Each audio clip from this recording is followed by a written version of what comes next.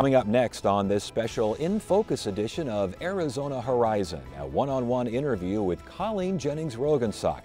She's a force in the art world, Arizona's only Tony Award voter, and the woman in charge of all of ASU's events. A Horizon in Focus with Colleen Jennings Rogensock next on Arizona Horizon. Arizona Horizon is made possible by contributions from the Friends of Arizona PBS, members of your PBS station. Thank you. Good evening and welcome to this special In Focus edition of Arizona Horizon. I'm Ted Simons.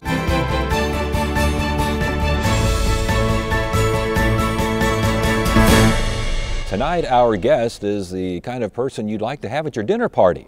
Colleen Jennings Rogensock, Executive Director of ASU's Gammage Auditorium. Jennings Rogensock began her career as a dancer and then moved backstage to become one of the most important people in the world of Broadway.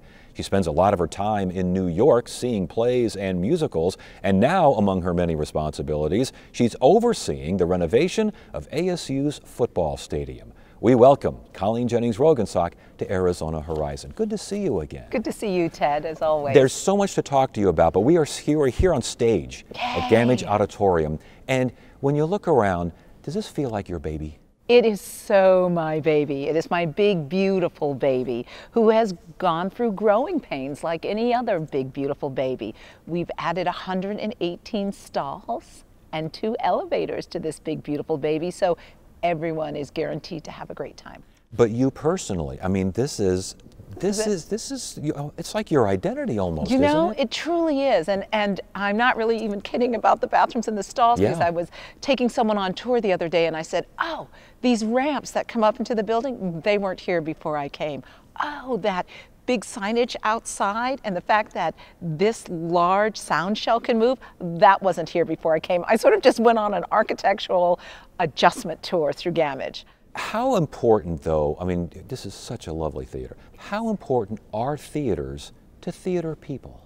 You know, they're extremely important because, first of all, people fall in love with what's on the stage, but they also fall in love with what houses the stage. And so in our case, this is the last building Frank Lloyd Wright built and designed.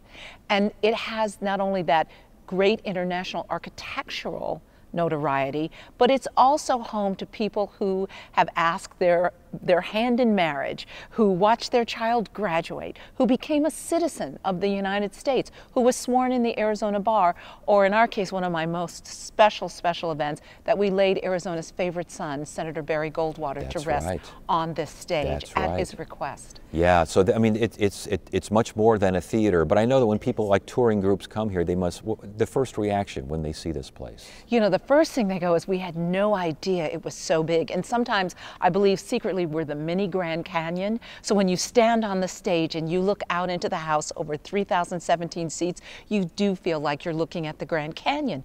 But Mr. Wright was brilliant. The grand tier and the balconies are very close. So while it's a big space, it's an intimate space. So we have artists like Billy Crystal, who came and did his one-man show here, and he was like, oh, 3,000 seats, 3,000 seats. And then he stood on the stage and went, whoa, this is really a very intimate space. And I think that's why it's a favorite space for our theater goers in the Valley, but also for producers to have their work travel here. It looks much better. And I've had artists from David Stone, who's done Wicked, to Tom Schumacher, the president of Disney Theatrics, saying, you know, our work looks better here than it does in New York. Isn't that something? Than in London, than in Toronto. Yes. Your enthusiasm for theater is obvious. When did you decide, as a kid, that this was your life? You know, I think you know things when you're very young. My father was in the military. We were Air Force brats. He was in the Strategic Air Command, so we moved everywhere. So I would create shows, and in the 4th grade, I created a show which starred my sister, and we did a series of Broadway show tunes, and I sold tickets. I put up the advertising, I pitched the tent in the backyard, and my parents were like, what a strange child. And I would run shows all summer long. And so I think it was in the 4th grade that I started presenting work. And I'd read as well that you actually watched the Tony Awards. I mean, you would sit in front of that TV rapt. You know, my parents, there was one time in our life where we could have our television trays and watch television together as a family, and it was the Tonys. And at that time, not only did they do Broadway shows, but plays were exceedingly important. So you would watch segments from every single play. It was one of the most fabulous things, and both my parents have passed on, but before they did, I was able to call them and say, Mom and Dad, I'm going to the Tonys. Yes. And it was really quite a thrill. Did they ever try to talk you out of it? Say, you know, it's kind of a peripatetic life there, it's a little vagabondy. No, they were really great. They gave me some excellent sacred texts by which to guide my life. You will be a success if you just broaden your horizons, you give back to your community, and my dad always said, get a job. I've done all three with this. Broaden my horizons every single day, give back to the community, and I have a job. Started as a dancer. Yes. How far did you go with dance? You know what? I danced for a while with a couple of modern dance companies, so it was really antithetical to my Broadway work. I did work with Matthew Diamond. I did work with Trish Brown, who has since passed on. I've done work with a lot of different contemporary dance organizations, and I was a Martha Graham trained dancer. Talk to us about that. I mean, working under Martha Graham. Well, I learned classes from Martha, and I learned technique from her. I then worked with companies that were trained in the Graham technique. So I danced with the Dance Connection, I danced with Colorado Dance Theater, and we really did contemporary dance work. Okay. And very different than Broadway. It was the downtown scene. Yes. It was Bill T. Jones, who we've often had here. Yes. Bill says I'm one of the few people who's known him way before his life, when he was an obscure dancer, and he and his life partner Arnie were together. Did you do some choreography as well? I was a choreographer, and I loved choreographing, which really lends itself to running a theater, because you have a problem. And generally it's a spatial problem, and you get a group of people together and say, if you take that part, you take that part, you take that part, and boom, we have a show. So it makes perfect sense that being a choreographer translates into being an executive director of a theater. Did it make perfect sense to you to go into the organizational aspect of the arts? You know, actually, initially it didn't, and I have a great mentor. He's still alive. Shelton Stanfill is his name, and he ran Wolf Trap in Vienna, Virginia, the LA Music Center. He was the cultural director of the Olympics when they were in Munich, and we became friends. And he said, what do you want to do with your life? And I said, well, I always want to be around dance. And he said, well, how about other things? How about chamber music? How about acting? How about a series of other things? And I said, okay. So he hired me. He hired me for my very first gig. And the reason he hired me, and there were a number of people who wanted the job, 200 to be precise, applied. He said, I chose you because you have passion. You can teach anyone to sell widgets, but you cannot teach someone passion. And they either love something or they don't. And I deeply love dance and have learned to love all of it. You've learned to love all of it, but after all these years, yes, do you miss it a little bit when you see the performers? I always do. And I can tell when I truly love a dance performance. I sit in the audience going, I wish I was in that role. I wish I was doing that dance. In 1992, you're here, you come to Arizona State University. When you first arrived in Tempe, first arrived in Arizona, you looked around, this is your new life now. What'd you think? You know? Be honest with us now. It was the desert. It was it was the summer that it got to be 124 degrees, and I kept saying to my husband, I don't think real people live in this heat. I don't know. And he's wonderful. He's a volcanologist, and life changes very long in terms of a volcanologist's life. You know, you have plate tectonics, and that was in 1968. Nothing's changed since then. He said, don't worry, let's give it a year and see what it's like. And I got through my first summer, and it was perfect, because this is a state, and the Valley is a place that says welcome. Welcome to Arizona, and we're glad you're here. And immediately people started knocking on my door going, could you sit on this board? Could you come and talk to us? Could we be engaged? So for a military brat, which I am, it was a wonderful place to come in and stake your claim. Part of staking that claim was a vision, obviously, for Gammage Auditorium. What was Gammage like then? Some of us remember what it was like then. And when you look around now, is this what your vision was then? Yes. I will tell you, when I came, Gammage was in a bit of trouble. It had kind of a black eye. It was deeply in debt and really didn't have a mission. Okay, we are here off hours, which is the only reason I am in the women's room. But you are so proud of these women's restrooms. This is a piece of... Isn't this extraordinary? This is a work of art itself. This is amazing because we have put in 88 brand new women's restrooms, which understand when this building was built, there were 25 women's stalls and 40 men's stalls. Oh. So we now have 118 women's stalls, but it's just the ability that there's no standing in line, they're lovely and gorgeous, there's a little hook here for your purse even, oh my goodness. and that we've still managed to maintain and keep up Mr. Wright's thought of color and space. And this, to give you an idea of where we're standing, this used to be on the outside. We would be outside at this point in time. So together with the staff, and I have the most amazing, brilliant staff, we worked on what should our mission be. And our mission is connecting communities, not to present Great Broadway on the stage, not to have contemporary dancers in residency, not to do arts education, which we all do, but how do we connect to the communities we serve? And having that as our mantra, we were able to build all of this. Well, but in connecting with the community, you've got to figure out something that will attract the community. How do you figure out which plays, which musicals, which art installations, whatever they are, dance companies, will work and which will not? I have a three-way test. Uh-oh. Gut, heart, head. When I am watching a work and if it hits me in the gut, I continue to sit forward, be engaged, and then it fills my heart. And then intellectually, it's in my head and I never forget it. I have yet to sit out in that seat or any other seat and not go, wow, this is amazing, and this is for the communities that we serve. And it ranges from, as you know, Curious Incident of the Dog in the Nighttime is coming here, a story about a young man who's on the spectrum and he thinks differently than we all think. What an interesting, important work for people to look at.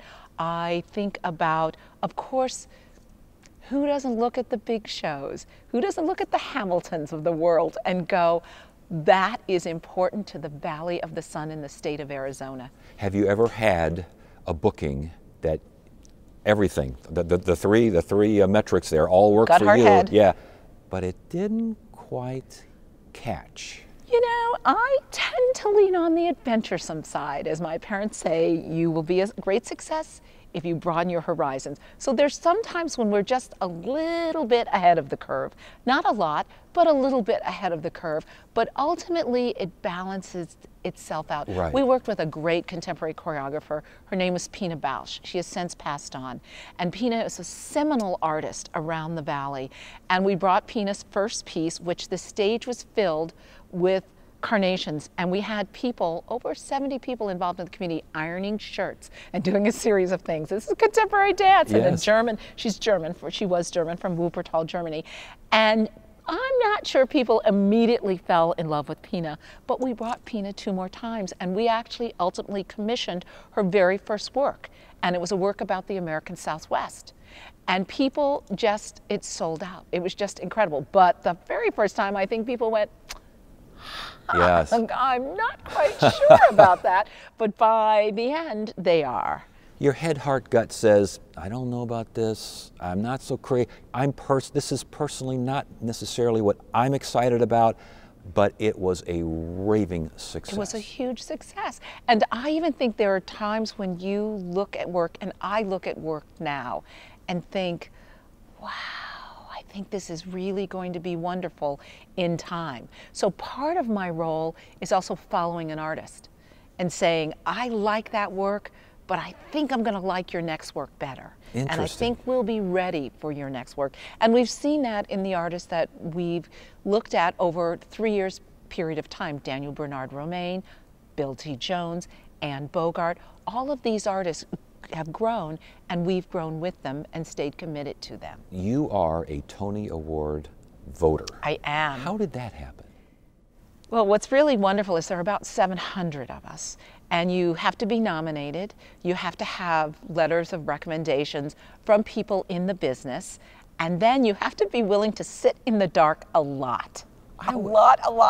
I was going to ask, I mean, you have to look not just at the performance, you you have to look at all different aspects of the performance. Every single thing. And it ranges from, because sometimes shows open and they don't stay open very long. So I can see upwards of 68 plays and musicals in the course of a year. And sometimes I start out in London, seeing them in the West End. And that's how important the Valley of the Sun has become. I have London producers calling me saying, can you come over and see this work? Because sometimes we think we may jump that work, not go to Broadway right away, come onto the road. And The Bodyguard is one of those pieces about, it's a Whitney Houston story, really, the film. And they said, well, do you think that this will make it without having to go to Broadway first? And I said, yes. Everyone knows this, knows The Bodyguard, knows the music, knows Whitney Houston. And so I do, and I sit in a theater, and I'm not just looking at just what's happening on the stage. I'm also, my tentacles are out of people around me. Yes. And if you've ever sat next to me in a theater that is not my own, I will turn to you and say, what are you doing here? Who are you? And why this show? And I'm always picking up that kind of information to see how everyone relates to it. Do the other voters ever surprise you when you find out who won?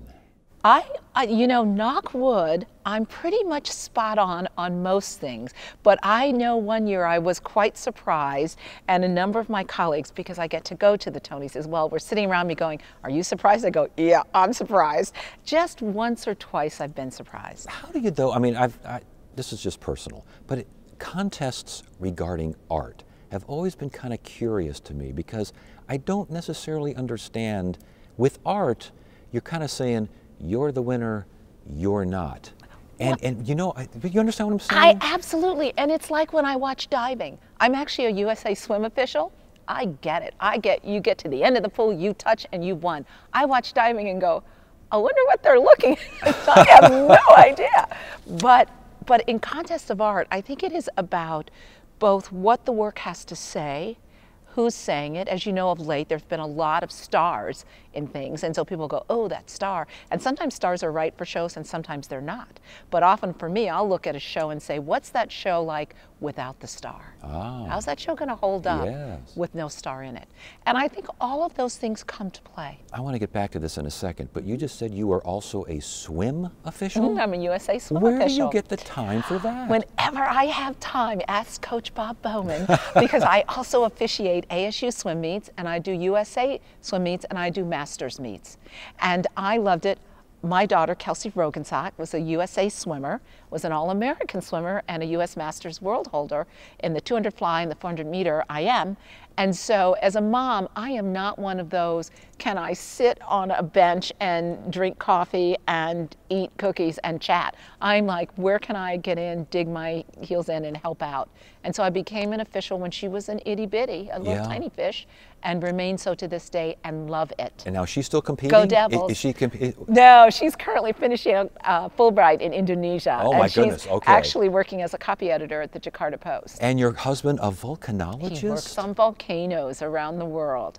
And he is at ASU as a research scientist. Does he enjoy going to the theater? He loves the theater. Oh. Do you know, more scientists love the theater and go to the theater than necessarily arts professors or art students. And why is that? Because they're in rehearsal and they're working on pieces. Right. But scientists have time. So we have a lot of engineers and scientists and business leaders who are our season ticket holders. You come from the arts background, he comes from the science background. Does he ever say something about a performance that makes you go, oh, I never thought of it that way? First of all, he is an audiophile, so he has a better ear for music than I will ever have.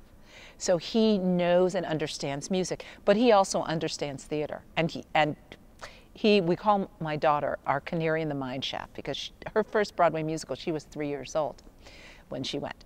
And people turned and they looked at me with a askance eye and said, why'd you bring this kid? Yeah. And at the intermission they went, oh my God, she behaves better than the adults. And I said, you have to understand, her first Broadway show, she was in my arms as a baby. So she knows theater.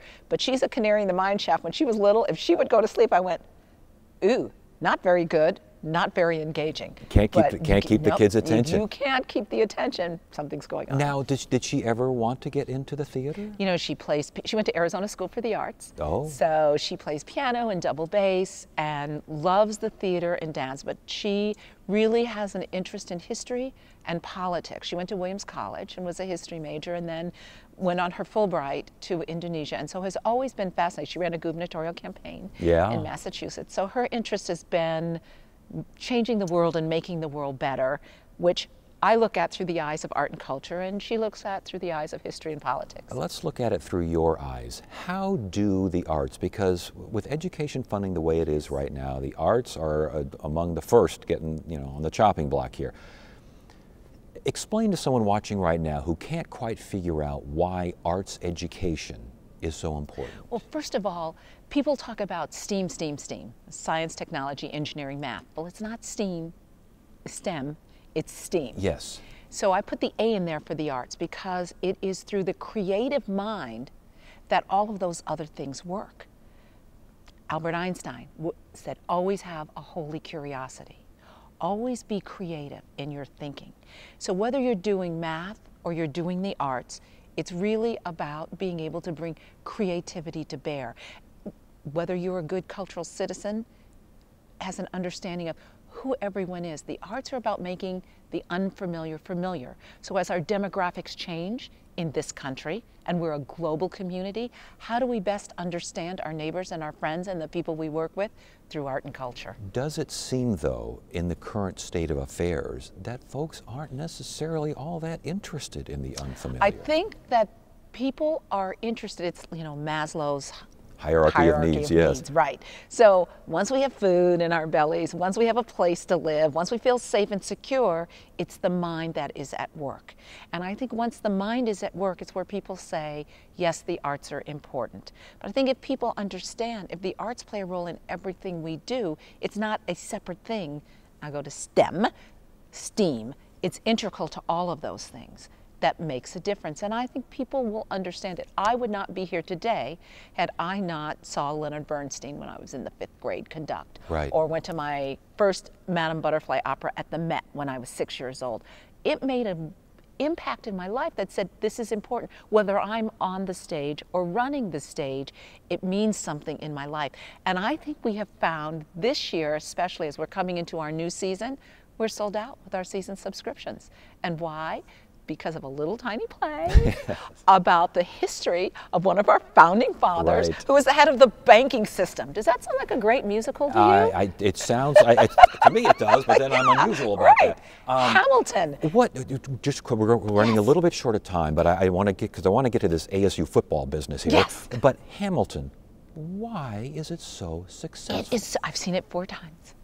And each time I'm left with a sense where our country is today. I'm left with a sense that all of this history, all of American history from the beginning to today, is about all of us. And that it's done in a hip-hop fashion. There are only 5 American art forms that are indigenous to our country: rock and roll, jazz and blues, modern dance, musical theater, and hip-hop. Yep. So it is truly an American art form about Americans and about who we are as a global nation. Yeah. Lin-Manuel Miranda is a genius. Let's get to a different kind of stage. Because you're in charge of all of ASU events, you're overseeing the renovation of that football stadium? I am overseeing a project which we call the Community Union 365, which means we're going to look at a stadium, which is of course important to us as we go Devils and our 7 Devils football games a year, but it's 7 games a year. So what do we do the rest of the time? And our president, Michael Crow, has charged me with looking at how do we make this a space where people come 365 all the time. And we have the great support of Jack First, who is one of our amazing ASU alums and donors. And we are looking at it a place where we will have the Pat Tillman Center, ROTC, where people will come for food fairs, where we will have concerts, we will have films, we will have openings, classes will be taught there, we'll have goat yoga on the field. I mean, there are just so many wonderful opportunities, and we will be a national model. And it's certainly in ASU's keeping of innovation and creating solutions to problems. these large behemoth facilities are not only across our country, they're around our world, and they're doing 2% of what they could be doing. We're going to look at the other 98% and make it a community union for everyone inside the university and outside of the university. Can you have the football fans happy along with the yoga people Yes, and the big we can. event people? Yes, we can, because that space belongs to all of us. And you're going to get that message across to them, aren't you? You bet. Yeah. You bet. Everything we've talked about, from your career as a performer, behind the scenes, traveling, Tony voter, mom, overseeing the football stadium, there's a lot going on with you. There's a lot. When it's quiet, what are you most proud of? You know, when it's quiet, first and foremost, I am most proud of my daughter, Kelsey Jennings Rogensock. She is amazing. She is brilliant and smart and committed to the world. I am most proud of the fact that my husband and I have not only made a home, but a place for ourselves here in the Valley where we can communicate and give back and nurture and support the various communities here around the Valley. I am most proud to be a Sun Devil and to be a part of Arizona State University, and to know that we are a university that's not only #1 in innovation, but that we truly have a commitment to be socially embedded and to serve. And I asked you earlier on, when you first saw Gamage, could you have envisioned what it is now? When you think about yourself, Yes. a young Colleen, did you see yourself here? You know, I would say I'm a young Colleen at that time that was a military brat, and so when you moved every 3 and 4 years, that was it.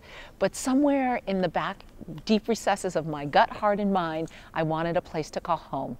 And ASU Gamage, Arizona State University, the Valley of the Sun in Arizona, is home. I would say this stage sounds like your home as It's well. home. It's always a pleasure speaking Ted, with thank you. Thank you so much for joining us. Thank you. And that is it for now. I'm Ted Simons. Thank you for joining us on this special In Focus edition of Arizona Horizon. You have a great evening. If you have comments about Arizona Horizon, please contact us at one of the addresses on your screen. Your comments may be used on a future edition of Arizona Horizon. Thank you. Explore new ideas and new worlds here on Arizona PBS, a community service of Arizona State University.